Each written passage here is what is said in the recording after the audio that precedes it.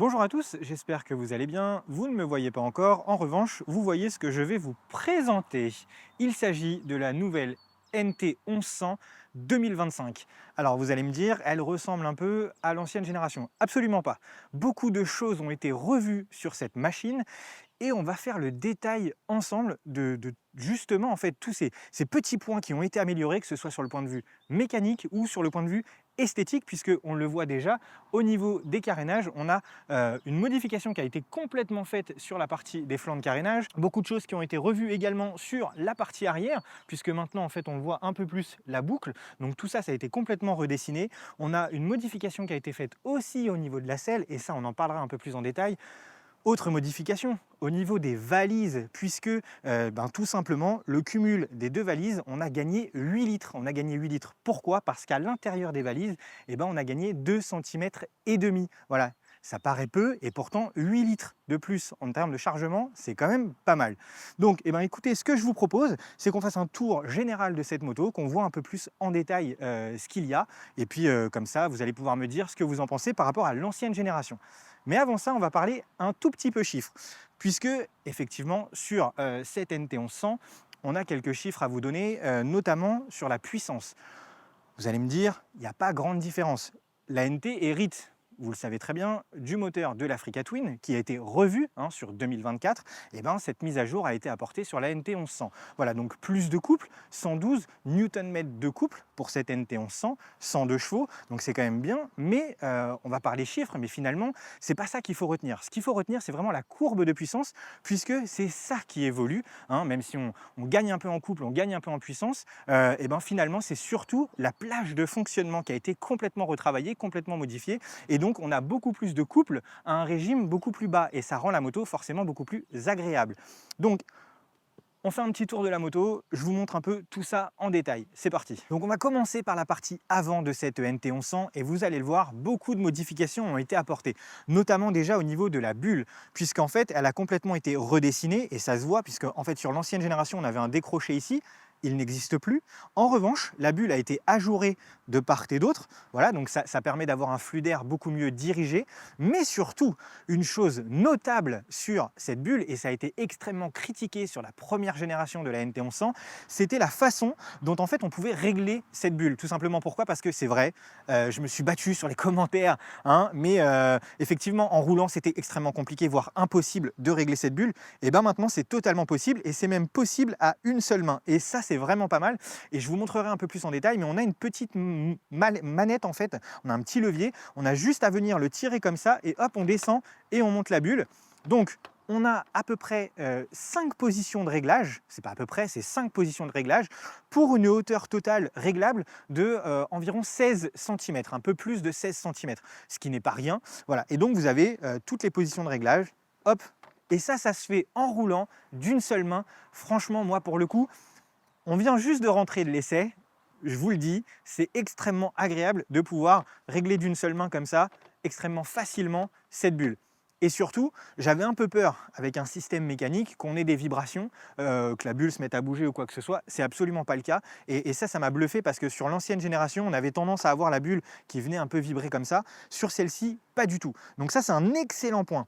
Autre point très important, ce sont les déflecteurs, puisque les déflecteurs ont totalement été redessinés par rapport à l'ancienne génération. Ils viennent beaucoup plus bas, prendre comme ça ici au niveau de la fixation. On a un flux d'air qui est comment dire, dirigés totalement différemment, et ça fait une vraie différence. Mais surtout ils ont été complètement, je vais pas dire acérés, mais en tout cas ils sont beaucoup plus fins, beaucoup plus profilés, et ça se ressent quand on roule, puisqu'effectivement au niveau des mains, au niveau du flux d'air, on sent rien, on est vraiment très très bien protégé, et ça c'est un excellent point. Autre point très important, et c'est quand même une première mondiale, alors c'est une première mondiale que Honda fait, puisque ça a été appliqué du coup sur plusieurs véhicules qui seront disponibles sur la gamme 2025, et je vous montre tout de suite. Vous l'avez vu, je vous ai parlé du flanc de carénage qui a été complètement redessiné, mais vous avez également vu que ici, les clignotants ont disparu. Ils ont disparu pourquoi? Parce qu'ils ont été intégrés au niveau du bloc optique. Et je vais vous montrer parce que franchement, c'est vraiment sympa. Voilà. Et vous le voyez, on a les clignotants ici complètement intégrés au bloc optique. Et franchement, moi ça, j'aime beaucoup. Parce que déjà, eh ben, ça nous permet d'avoir un design beaucoup plus harmonieux de cette moto, hein. Et puis en plus, c'est quand même beaucoup plus stylé, on va pas se mentir. Vous l'avez vu également, au niveau du bloc optique, il a été complètement redessiné puisque maintenant on a un petit décroché ici. Ça rend la moto, en tout cas, elle a un regard un peu plus agressif et surtout, ça fait un peu moins scooter, hein. Il y avait beaucoup de personnes qui disaient ça fait un peu trop scooter, etc. C'est pas super. Là, au moins, voilà, on a quand même un dessin qui a été fait. Il y a un effort de Honda qui a été fait et franchement, c'est vraiment pas mal. Je suis descendu au niveau de la NT 1100 pour vous montrer quelques petits détails qui ont été ajoutés, en tout cas modifiés par Honda par rapport à l'ancienne génération. Et on va pas se mentir, c'était probablement nécessaire. Pourquoi? Parce que au niveau du garde-boue avant, eh ben, il a été tout simplement rallongé sur la partie arrière et il n'a pas été rallongé d'un petit peu, hein. Il a pris quand même 15 cm. 15 cm, c'est la longueur d'un iPhone. Donc ça commence à représenter. Et pourquoi? Tout simplement parce que beaucoup de gens se plaignaient en fait lorsqu'on roulait dans des mauvaises conditions. On avait une remontée d'eau comme ça et ça venait en fait tout simplement projeter sur le radiateur, la ligne d'échappement, et on avait même des remontées d'eau qui arrivaient à passer en fait ici à l'intérieur et donc ça venait tout simplement nous éclabousser en hauteur. Et donc ça forcément c'est pas très agréable. En revanche, on l'a testé ce matin et je peux vous dire que ce rajout là, cet allongement du garde-boue, c'était nécessaire et surtout maintenant, il n'y a plus de problème. La moto se salit en bas, naturellement, hein, comme la plupart des véhicules, mais on n'a absolument plus de remontée d'eau et ça, pour le coup, c'est vraiment très agréable. Autre petit point qui a été modifié, ce sont les fixations concernant les feux additionnels, puisque tout simplement, les pattes ont été modifiées, les fixations ont été modifiées également, mais surtout, il y a des petits coussins en caoutchouc qui ont été ajoutés en fait entre la patte de fixation et entre le feu additionnel. Voilà, ça permet d'éviter les vibrations, ça permet d'éviter tout un tas de choses et ça pour le coup c'est pareil, c'est une petite amélioration, mais une petite amélioration qui fait la différence. La version que je vous présente est équipée de la selle confort. On ne s'y trompe pas, des petites surpiqûres rouges, voilà, du beau matériau, c'est très confortable, hein, son nom l'indique, mais surtout, alors que ce soit la selle confort ou que ce soit la selle standard, je vous l'ai dit tout à l'heure, il y a des modifications qui ont été apportées et pour le coup c'est vraiment très agréable et très pratique surtout quand on roule, hein. Pourquoi? Parce qu'en fait au niveau de la selle, le profilé ici a été modifié en fait. On a une selle qui est beaucoup moins large sur la partie avant, donc ça nous permet d'avoir un bien meilleur maintien au niveau des genoux, donc ça c'est pareil, je vais vous montrer juste après. Mais surtout par contre, on a ici sur cette partie-là, la selle qui a été légèrement élargie de manière à vraiment avoir une position de conduite avec un meilleur maintien. Et ça c'est pareil, ce sont des petits détails, mais je vous le dis, des petits détails qui font toute la différence. On a une meilleure position de conduite, on se sent un peu plus en sécurité et surtout, la moto, déjà qu'elle est très maniable, mais elle devient encore plus agréable. Donc je me suis installé sur la moto juste pour vous montrer en fait cette partie-là, comme je vous le dis, au niveau de la selle, puisque on le voit bien maintenant, la selle est complètement profilée, hein, au niveau du carénage et forcément, lorsqu'on appuie comme ça sur les genoux, on n'a plus la selle en fait qui vient nous appuyer sur l'intérieur des cuisses où c'était un peu désagréable et on avait tendance à avoir la jambe comme ça qui se déportait très légèrement. Là, c'est plus le cas. On a vraiment bien la moto entre les cuisses, si je puis dire, mais en tout cas, on la tient très bien. Et surtout, on profite encore plus finalement du profilé du carénage et des protections qui nous sont permises en fait sur la moto, hein, à savoir ici et ici. Et donc, ce qui fait que quand on est bien installé sur la moto, les genoux bien rentrés, on est tout simplement très bien protégé. On n'a pas de flux d'air. Je vais vous montrer quelques petits détails, mais ce coup-ci, ça se passe au niveau de la roue arrière. Alors je me suis mis à l'arrière de la moto juste pour vous montrer un petit détail, mais qui a vraiment toute son importance. C'est cet ajout ici, voilà, d'une petite protection qui a été mise au niveau du passage de roue. Alors, il n'y a pas eu de lèche-roue de mis en fait sur la moto, hein. C'est vraiment au niveau du passage de roue qu'un prolongateur, on va dire, a été mis. Mais pour le coup, ça fait vraiment toute la différence puisque sur l'ancienne génération, il n'y avait pas cette protection. Ce qui fait qu'en fait, quand vous rouliez, vous avez tout simplement toute la saleté, les cailloux, ce que vous voulez, qui venaient en fait se mettre au niveau du bras oscillant, au niveau des suspensions, bref, un peu partout. Et c'était vraiment pas très agréable parce que tout simplement, ça peut venir abîmer quelque chose, mais surtout, ça salissait énormément la moto. Or là, maintenant, avec l'ajout de cette protection, on n'a plus ce problème-là. On va rentrer dans des détails un peu plus techniques concernant cette NT 1100 puisque fait majeur sur cette génération-là, vous avez l'arrivée tout simplement de la suspension électronique. Voilà.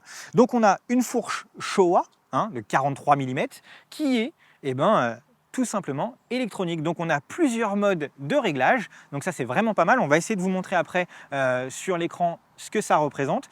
On a également la suspension arrière à gestion électronique également. Donc ça c'est Voilà, c'est vraiment un ensemble en fait qui a été apporté, mais pour le coup, ça fait vraiment une très très grosse différence. Lorsque vous roulez, vous sentez la différence et ça, je ne vais pas vous mentir, c'est quand même très agréable. Mais autre point important sur cette NT 1100, c'est l'arrivée, et ça c'était déjà le cas sur l'Africa Twin, mais vous avez la nouvelle centrale 6 axes.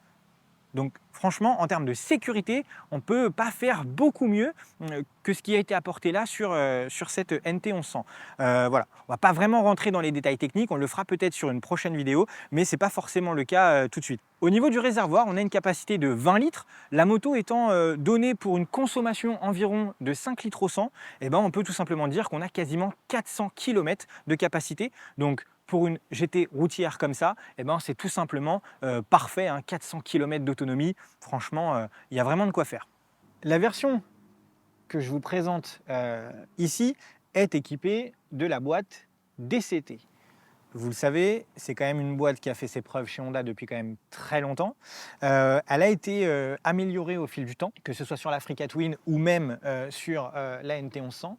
Mais là, pour le coup, elle a subi une vraie amélioration.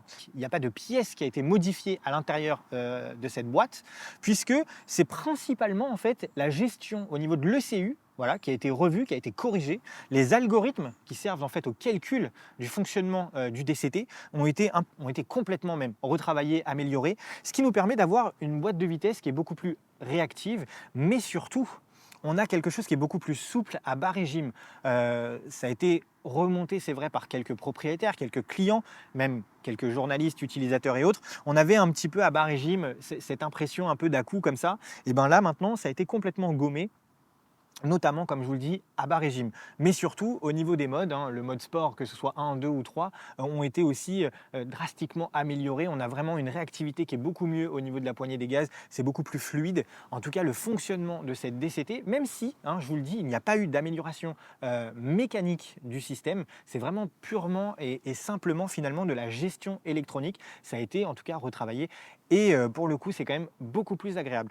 Et puisque je suis ici, vous allez me dire finalement comment ils ont pu faire pour augmenter le couple du moteur, augmenter l'agrément de conduite par rapport en fait à la gestion finalement de la cartographie. Et ben c'est tout simple. Les flancs de carénage, comme vous l'avez vu, ont été retravaillés, mais finalement, derrière, ce sont également les flux d'air qui ont été retravaillés. Donc l'air qui arrive tout simplement dans la boîte à air et au niveau du moteur, ça a été retravaillé. Ça permet d'avoir plus d'air en fait qui rentre dans le moteur. Mais du coup, qui dit plus d'air, dit forcément une modification technique, hein, puisque il faut bien utiliser cet air qui rentre en plus. Et donc, il y a eu en fait au niveau du moteur, ils ont légèrement en fait décalé tout simplement l'arbre à cam de manière à avoir de manière à pouvoir jouer en fait tout simplement sur le temps d'ouverture des soupapes. Ce qui nous permet quoi? Ce qui nous permet de faire rentrer plus d'air dans le moteur. Qui dit plus d'air dans le moteur dit forcément gain de puissance, gain de couple. Voilà comment ils ont fait. Je vous ai parlé des valises au début de cette vidéo. Pourquoi? Tout simplement parce qu'en fait, on a gagné 8 litres de chargement et c'est quand même pas rien. Donc la valise de droite passe maintenant à 36 litres de chargement. On a 37 litres de chargement sur la valise de gauche. Mais surtout, ce qui vient changer, c'est qu'on peut maintenant loger un casque intégral à l'intérieur des valises. Et donc ça, c'est quand même plutôt pas mal. Alors, je ne l'ai pas fait, hein, donc ne me demandez pas. Je vais ouvrir la valise pour vous la montrer, mais moi, j'ai pas mis de casque à l'intérieur. Je vais vous montrer juste l'intérieur, tout simplement. Donc, on va ouvrir cette valise et vous allez voir parce que à l'intérieur de cette valise, ce n'est pas juste une valise comme ça en plastique, non, absolument pas. On va l'ouvrir et vous allez voir, à l'intérieur des valises, on a des petites pochettes qui sont intégrées comme ça. Et ça, je trouve ça vraiment sympa parce que vous pouvez mettre vos documents, vos affaires à l'intérieur des pochettes et ça vous permet quoi? Ça vous permet d'avoir quelque chose qui est rangé. Lorsque vous arrivez, hop, vous ouvrez votre valise, vous prenez votre petite sacoche, votre petite pochette, vous partez avec. Surtout, du coup, ça protège vos affaires, hein, c'est vraiment pas mal. Et hop, on referme la valise, on s'en va tout simplement, on revient. C'est extrêmement pratique, extrêmement ludique. On remet sa petite pochette à l'intérieur comme ça, voilà. Hop, et on referme tout simplement sa valise. Franchement, c'est très pratique, très ergonomique, gain de temps et surtout, je vous le dis, 8 litres de chargement supplémentaire au total. Et ça, c'est vraiment pas rien. Je suis sûr que les personnes qui achètent ces motos et qui se servent des valises, parce que finalement c'est fait pour ça, vont voir la différence. Parce que 8 litres, ça représente quand même. Bon les amis, je vais vous faire un petit plan très rapide, juste pour vous montrer au niveau de l'écran les différents modes de conduite dont on dispose. Il y en a 5 au total, voilà, donc un mode un peu urbain, un mode un peu route, un mode pluie, et on a 2 modes de personnalisation. Finalement, c'est ce qui existait déjà, donc ça c'est plutôt pas mal. La seule différence, c'est que maintenant qu'on a la suspension électronique, on a 2 modes de réglage supplémentaires. On garde bien évidemment le régulateur de vitesse, on garde le même commodo. Et ça, je sais que certains vont probablement le décrier parce que c'est peut-être pas le commodo le plus ergonomique du monde, mais une fois qu'on l'a en main, c'est plutôt facile et plutôt simple finalement d'utilisation. Je me suis mis au guidon de cette NT. Pourquoi? Parce que finalement, on va s'équiper, on va aller faire un petit tour avec, et puis comme ça, je vous donne un peu mon ressenti sur la route. C'est parti, on prend le guidon de cette NT 1100 et on va aller s'amuser un peu, voir tout simplement si toutes les nouveautés dont je vous ai fait part, est-ce qu'elles sont au rendez-vous tout simplement. Alors déjà, une chose que je peux vous dire, et ça clairement c'est ce qui fait un peu pour moi la différence, c'est vraiment la position de conduite avec cet ajustement qui a été fait au niveau de la selle. Franchement, on sent quand même la différence pour le maintien avec les genoux. Et je vais vous montrer un truc, du coup je vais pouvoir vous montrer en live en fait le réglage de la bulle, et ça c'est cool. Je vous montre ce que ça donne. Donc on a le petit levier qui est là, on vient tirer et clac, on vient lever. Franchement, c'est tellement simple, tellement facile. Donc je suis resté en drive classique pour partir. On est en mode touring, voilà, on le voit, on a quasiment pas de grip sur la puissance, donc on est presque full puissance. Un peu de d'engine brake, pas beaucoup de traction control également, puisqu'en fait, quand les cases sont remplies, c'est qu'on a plus d'intervention de l'électronique, donc ça bride légèrement la machine, voilà. Et là vous le voyez, on est à 50 en 5e. Il n'y a pas d'à-coup, c'est vraiment génial. Franchement, cette mise à jour de la DCT, c'est vraiment top. Alors bien évidemment, on retrouve le commodo classique qu'il faut effectivement prendre un peu en main. C'est pas forcément ergonomique pour tout le monde. Plusieurs personnes s'en plaignent. Moi, je vous avoue que ça m'a pas forcément dérangé plus que ça. C'est vrai qu'il n'est pas, c'est pas peut-être le commodo le plus ergonomique, mais on s'y fait finalement assez facilement. Et puis surtout, pas vraiment de révolution par rapport à l'ancienne génération, donc ceux qui ont été conquis par l'ancienne génération et qui souhaiteront tout simplement se faire plaisir avec cette nouvelle génération et toutes les multitudes de mises à jour qui ont été faites ne seront pas perdus, puisqu'on conserve le même commodo.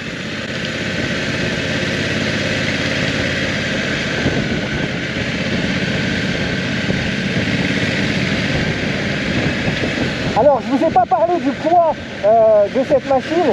On est, même si on prend la version DCT avec suspension pilotée, on est en dessous de 250 kg. Je ne compte pas bien évidemment la charge des bagages, ça voilà, mais on est en dessous de 250 kg.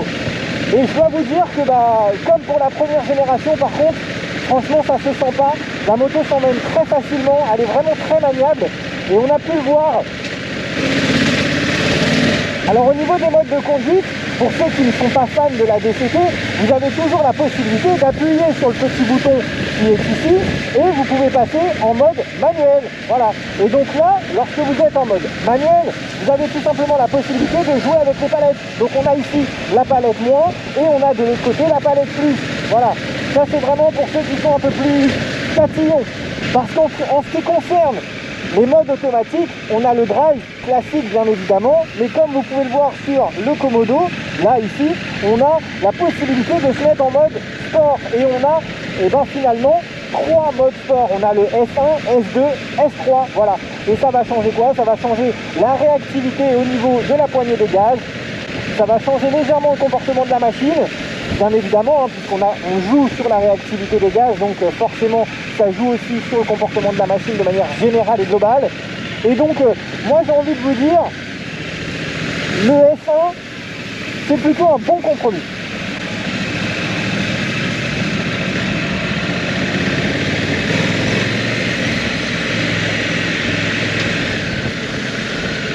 Alors je vous l'expliquais, on peut directement changer les modes via le commodo et je vous montre ça tout de suite. Donc là on est en mode touring, Là on est en mode urbain, vous le voyez, hein, la puissance change, l'engine brake change, le traction control également.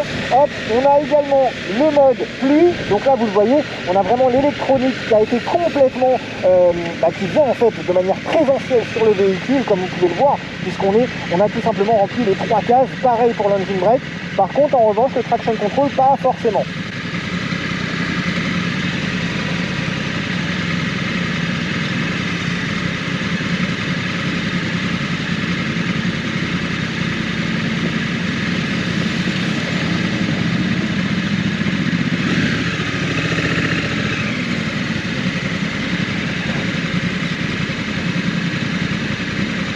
Donc là, on est en agglomération, on s'est mis en mode urbain, voilà, tout simplement. Donc on va avoir une cartographie finalement plus adaptée à la circulation en agglomération. Et vous le voyez, en tout cas, on est en agglo et la machine s'emmène vraiment très bien. Elle est très facile, on sent vraiment pas le poids de cette moto. Et ça, c'est quand même vraiment agréable. Et vous le voyez sur les côtés au niveau des détecteurs, on voit bien le travail des détecteurs par rapport aux critères. Là, on a commencé à prendre cette courbe, et là, on voit bien que le détecteur intérieur, finalement, va subir plus de mouvement que le détecteur extérieur. Allez, on va faire une petite accélération pour voir un peu ce que ça donne. Je vous laisse apprécier le doux son du bicylindre.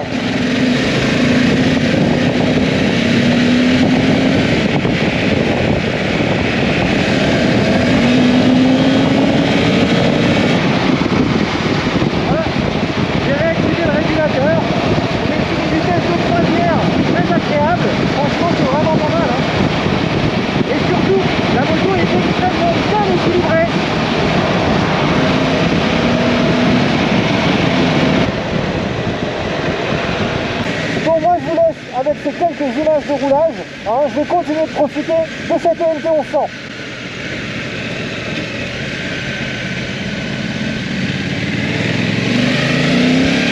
Regardez un peu le cadre dans lequel nous sommes accueillis par Honda pour l'essai de cette ENT 1100, c'est juste magique. Bon les amis, j'espère que cette petite vidéo vous aura plu, de la présentation de cette nouvelle NT 1100. Elle était quand même attendue hein, avec finalement toutes ces petites innovations, mais ces petites innovations qui finalement, mis bout à bout, même si ce n'est pas une révolution complète de la moto, on a vraiment beaucoup de changements. Hein. La bulle qui a été retravaillée avec surtout ce système de réglage qui est quand même beaucoup plus facile, beaucoup plus ergonomique. Ce gain au niveau des valises, ce travail qui a été fait aussi hein, au niveau de la selle, au niveau du maintien de la moto, c'est quand même beaucoup plus agréable. Cette mise à jour hein, qui a été faite aussi sur le système DCT qui est quand même maintenant beaucoup plus fluide, si ce n'est qu'il l'était déjà, mais il devient encore plus fin finalement. Voilà, c'est peut-être ça le mot, c'est fin. On est vraiment dans la finesse en tout cas sur la poignée des gaz, quand on est sur le filet de gaz, on est vraiment dans une finesse et ça c'est vraiment très agréable. On n'a vraiment pas de ressenti d'à-coup et ça c'est vraiment sympa. Pareil, en ce qui concerne tout simplement les déflecteurs qui ont été retravaillés aussi. Bref, vous l'avez vu, il y a quand même énormément de choses qui ont changé. Le garde-boue avant, l'ajout d'une protection hein, dans la continuité du passage de roue. Donc ça, franchement, je vous le dis, on a vraiment un ensemble de choses qui complètent cette moto et ça, moi, j'aime beaucoup. Alors maintenant, ce que je peux vous conseiller, c'est d'aller dans les concessions et de vous renseigner sur cette machine puisque comme vous le savez, elle sera disponible très rapidement et surtout à un prix très attractif. Vous avez 3 versions disponibles sur cette ENT 1100. Vous avez une boîte méca qui sera disponible et ensuite 2 versions DCT, une version DCT sans suspension pilotée et une version DCT avec suspension pilotée. Bref, finalement le haut de gamme de la NT 1100. En attendant, moi je vous dis à très bientôt. J'espère que vous avez aimé cette vidéo. On se retrouve très prochainement pour de nouvelles aventures. En attendant, abonnez-vous, s'il vous plaît, ça ne vous change rien, mais pour moi, ça peut faire toute la différence. On like, on partage si on a aimé, et moi je vous dis à très vite les amis.